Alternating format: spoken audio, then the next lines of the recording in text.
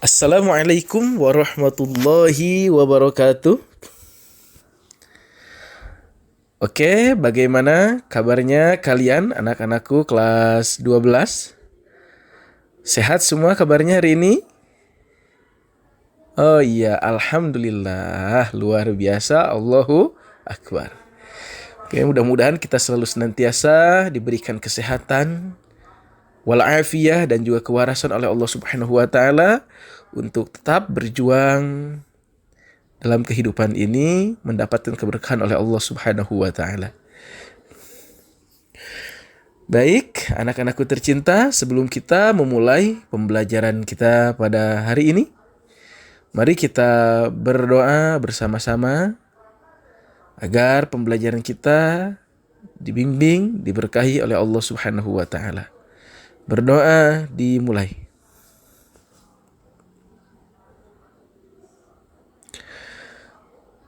Berdoa selesai, alhamdulillah.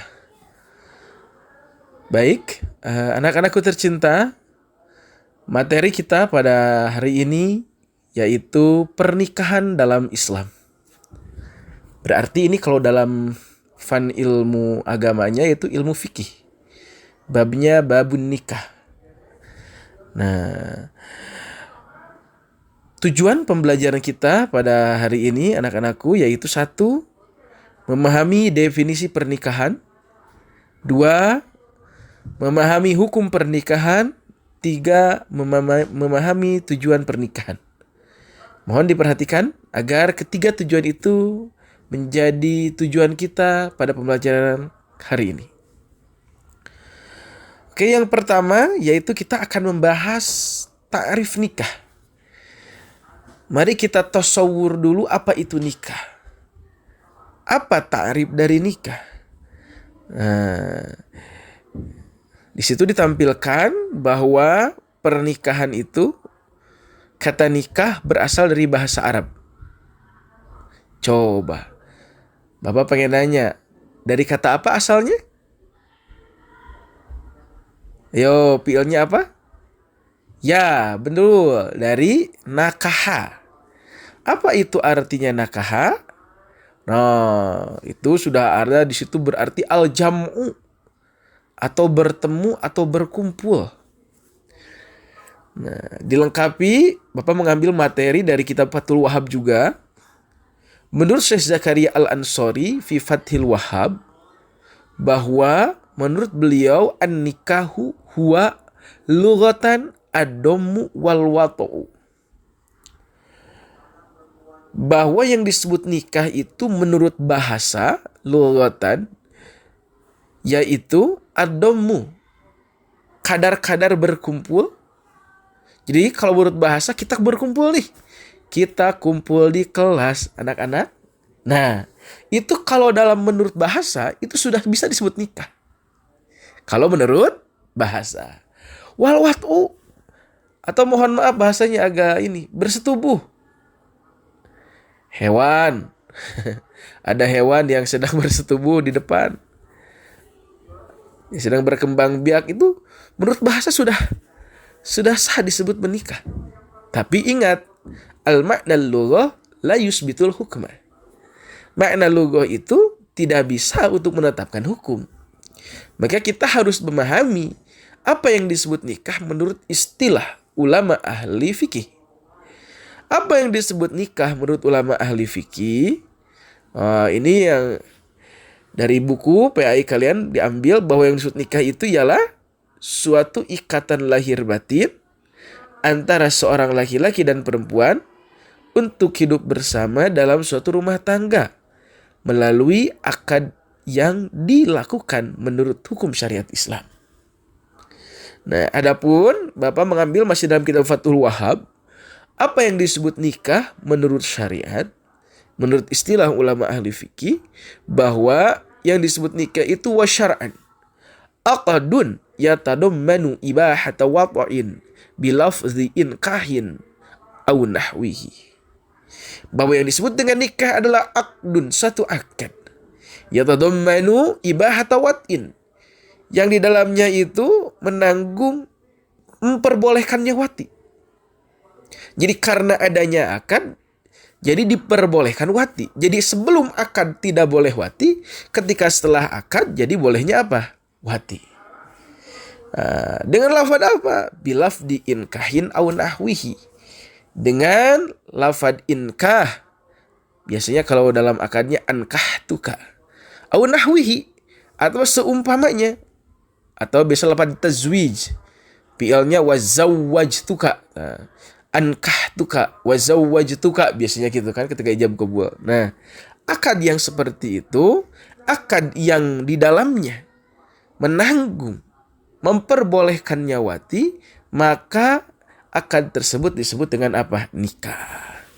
Tuh, bisa dipahami anak-anakku? Jadi apa yang disebut nikah itu? Ayo baca sama-sama.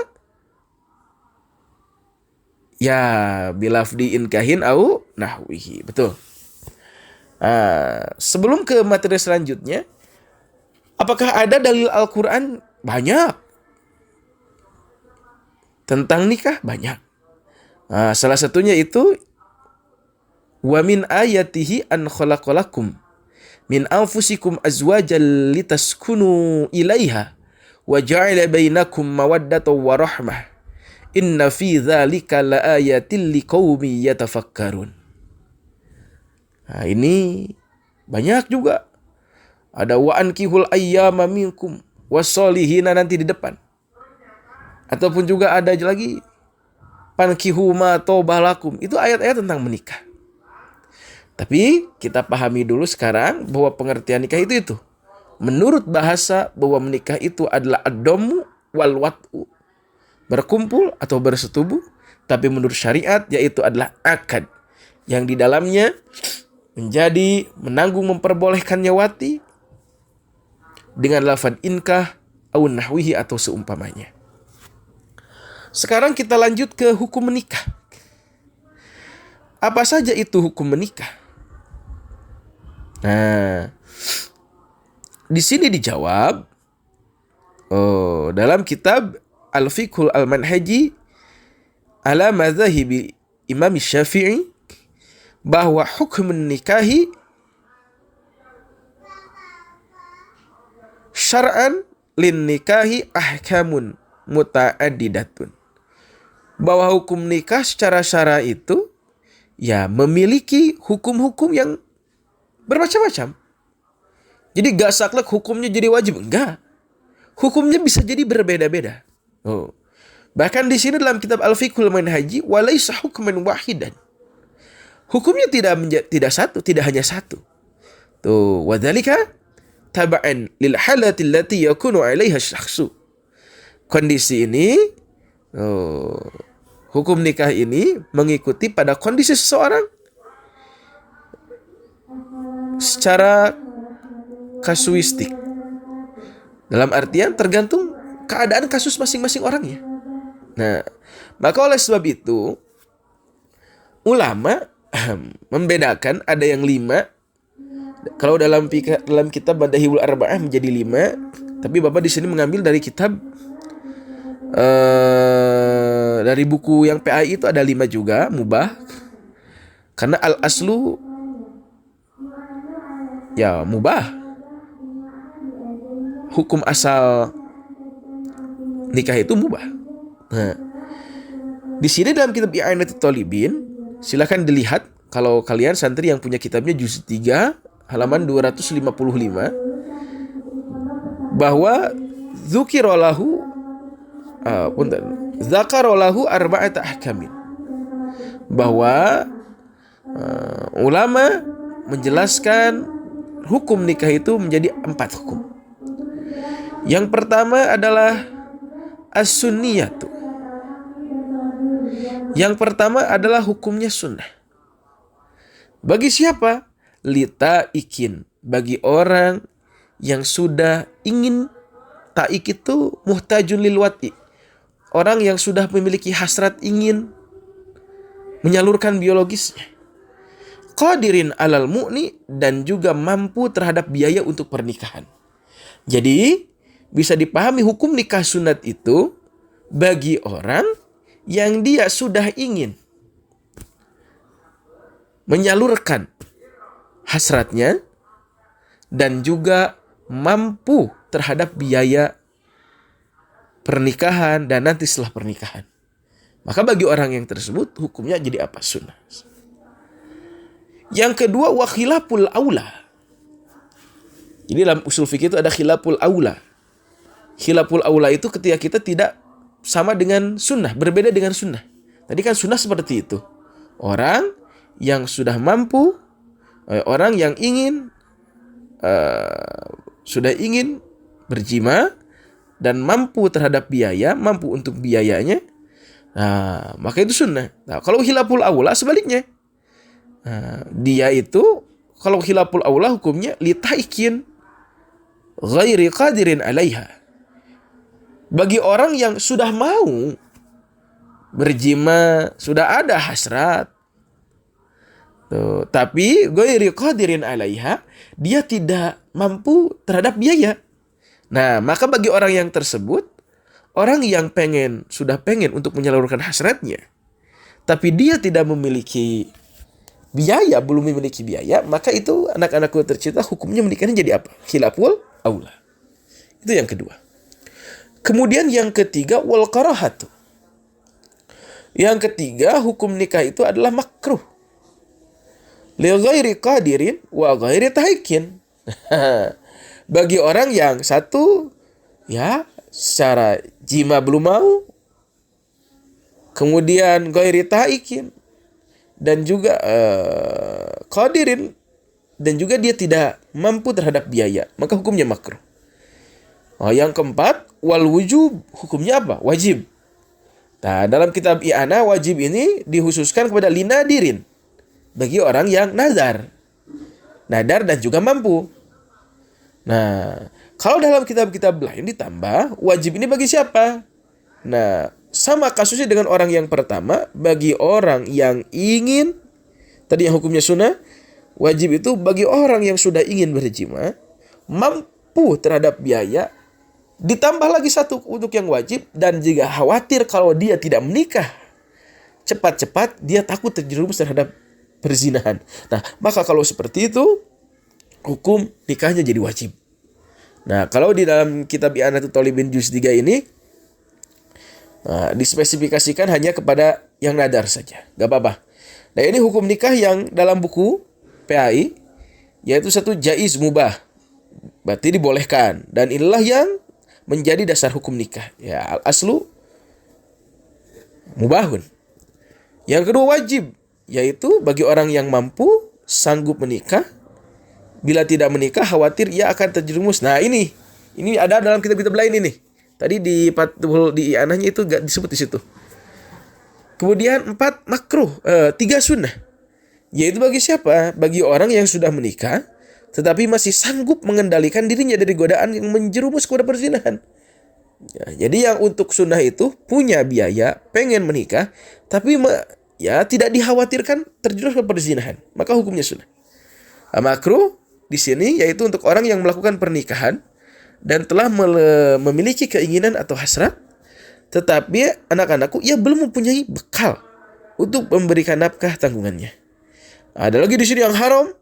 Kalau yang haram itu di sini yaitu orang yang akan melakukan pernikahan, tetapi ia mempunyai niat yang buruk, seperti niat menyakiti perempuan atau niat buruk lainnya. Nah, jadi di sini walaupun ada berbeda, gak apa-apa. Jadikan wawasan pada kehidupan kita, pada pemahaman kita. Jadi hukum nikah itu tidak fokus kepada satu hukum saja. Tadi jelas dalam kitab Al-Fiqhul Manhaji bahwa hukum menikah lin nikahi ahkamun muta'addidatun. Bagi nikah itu memiliki hukum-hukum yang berbeda-beda banyak. Walaysa hukman wahidan, tidak bisa hukumnya cuma satu. Pasti dilihat dari wadzalika tab'an lil halati allati yakunu 'alaiha syakhsu. Di situ melihat kepada keadaan, kondisi seseorangnya, tergantung seseorangnya. Kalian yang mana? Nah, silakan diintrospeksi diri masing-masing. Baiklah, anak-anakku, kemudian itulah hukum menikah. Apakah sudah dipahami sampai situ untuk hukum menikah? Oke? Ya, alhamdulillah kalau sudah dipahami, berarti sekarang kita lanjut kepada tujuan menikah. Apa sih tujuan menikah? Ini kita lihat dari sudut beberapa ayat Al-Quran. Nah, memahami dari Quran surat Ar-Rum ayat 21 bahwa wa min ayatihi an khalaqalakum min anfusikum azwajan litaskunu ilaiha.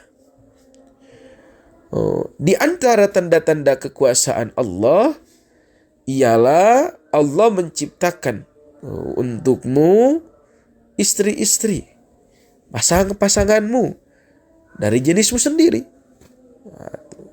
Apa tujuannya tuh? Apa manfaatnya? Allah menciptakan kita pasangan itu dalam pernikahan itu bukan untuk bertengkar setiap hari, tapi menurut Allah adalah litaskunu ilaiha. Litaskunu ilaiha, supaya kalian merasa tentram. Taskunu, dari taskunu itu, makanya di Indonesia anak-anakku terkenal kalau kita datang ke yang nikahan, berdoanya apa? Mudah-mudahan ya pernikahannya sakinah, mawaddah, warohmah. Dari mana istilah sakinah, mawaddah, warohmah? Nah ini yang sedang kita bahas ini, yaitu memahami dari Quran surat Ar-Rum ayat 21. Tadi bahwa tujuan Allah menciptakan kita berpasang-pasangan itu litaskunu, supaya kita itu taskunu, tentram, merasa tentram ilahiyah kepadanya. Jadi kalau ada pernikahan bertengkar tiap hari, gak tentram-tentramnya, berarti itu belum sesuai dengan keinginan Allah. Nah, wa ja'ala bainakum mawaddatan, dan Allah menjadikan di antara kalian semua mawaddatan, rasa mawaddah, kasih sayang, warahmatan, dan rahmah. Makanya tadi ketika kita menghadiri pernikahan biasa gedonya itu sing sakinah, mawaddah, warahmah. Ada dalam Al-Qur'annya? Ada. Nah, apa itu sakinah? Bukan sare dengan aki-aki ngena. Ini suka diplesetkan itu.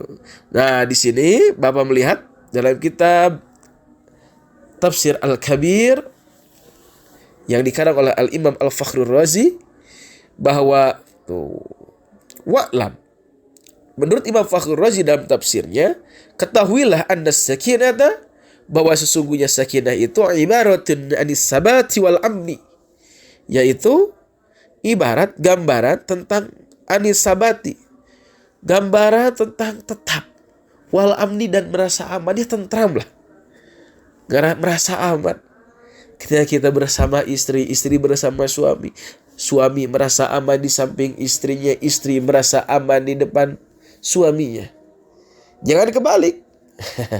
Suami samping istri gak merasa aman. Kenapa? Takut HP-nya dibuka. Istri pun sebaliknya, takut aplikasi Shopee-nya dibuka karena banyak barang-barang yang dicekot tanpa sepengetahuan suami.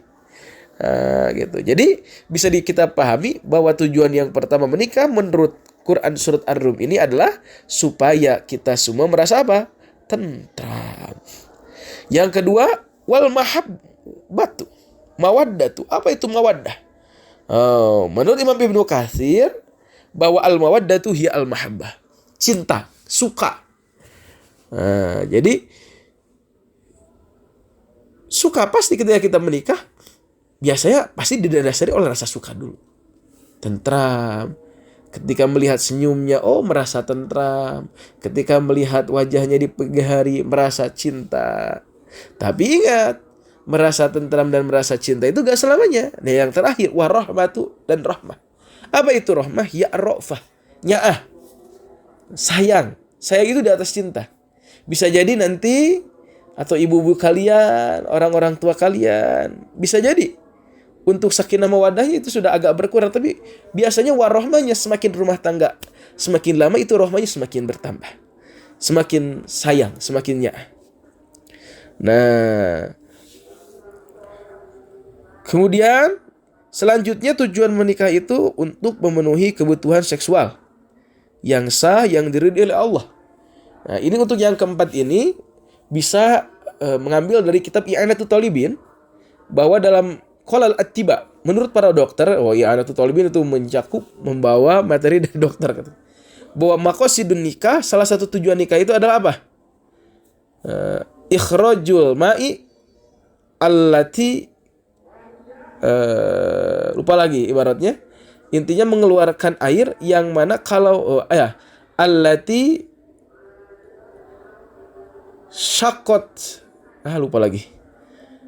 Intinya yang disebut menikah itu adalah yang disebut tujuan menikah itu adalah mengeluarkan air mani yang mana kalau ditahannya itu gak enak ke badan. Tuh. Ya, untuk menyalurkan hasrat seksual. Kemudian yang keempat, melaksanakan perintah Allah. Tapi menyalurkan yang ketiga tadi, ya menyalurkan yang diridhoi oleh Allah ketika dalam jalur pernikahan. Kemudian yang keempat, ya untuk melaksanakan perintah Allah. Karena Allah dalam Al-Quran banyak beberapa kali memerintahkan untuk menikah. Pankihu banyak itu. Tuh, pankihu ma tobalakum minan nisa. Ayo nikahlah, wa ankihu banyak. Kemudian yang selanjutnya tujuan menikah itu adalah mengikuti sunnah Rasulullah SAW.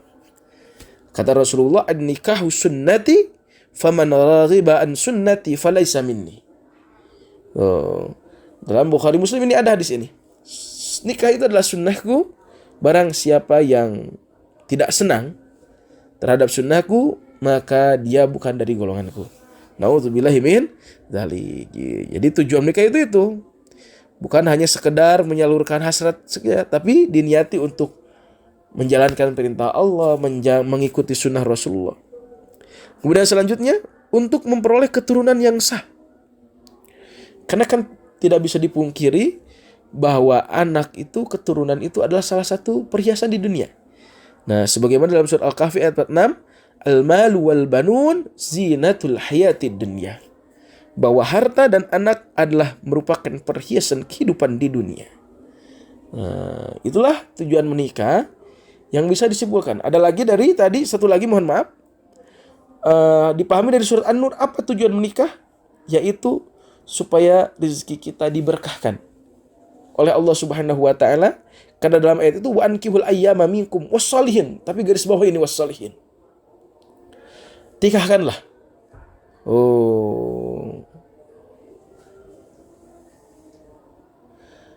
Amat-amat kalian dan abid-abid kalian. Mohon maaf, nikahkanlah orang-orang muda di antara kalian, orang-orang yang soleh, dari hamba-hamba kalian dan amat-amat kalian. Bahkan di sini dijamin oleh Allah, iyakunu fuqara'a yughnihimullahu min fadlih. Seandainya mereka pun fakir, maka pasti akan Allah kayakan min fadlihi, dari keunggulan Allah, dari fadl Allah, atas dasar keutamaan Allah. Kalau menikahnya itu didasari dengan ketakwaan dan kesolihan, dijamin oleh Al-Quran bahwa pernikahannya akan dijauhkan dari kefakiran. Amin. Walhamdulillahirabbil alamin. Baiklah, itulah tujuan menikah yang dapat Bapak sampaikan, anak-anakku tercinta. Bisa dipahami materinya? Dimulai dari tadi, 1, ta'rif menikah.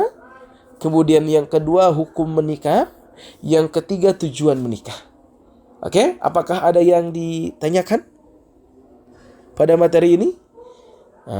Kalaupun ingin ditanyakan, silakan ditulis di kolom komentar, ataupun ada masukan silakan ditulis di kolom komentar.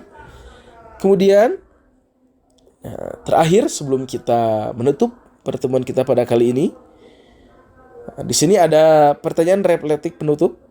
Pertanyaan reflektif penutup dari Bapak.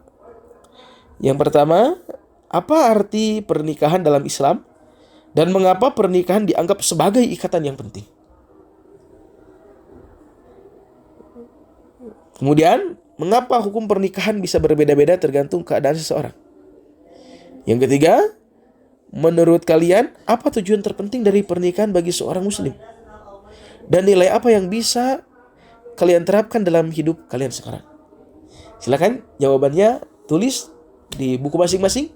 Nanti pertemuan selanjutnya Bapak cek jawaban kalian bagaimana menjawabnya. Oke, sekian, terima kasih. Kita tutup pertemuan kita pada kali ini. Mudah-mudahan kalian semua selalu diberkahi oleh Allah, diberikan kesehatan oleh Allah. Mari kita baca sama-sama doa tutup majelisnya. Subhanakallahumma wa bihamdika asyhadu an la ilaha illa anta astaghfiruka wa atubu ilaik. Wallahul muwaffiq ila aqwamit thariq wal afu minkum. Wassalamualaikum warahmatullahi wabarakatuh.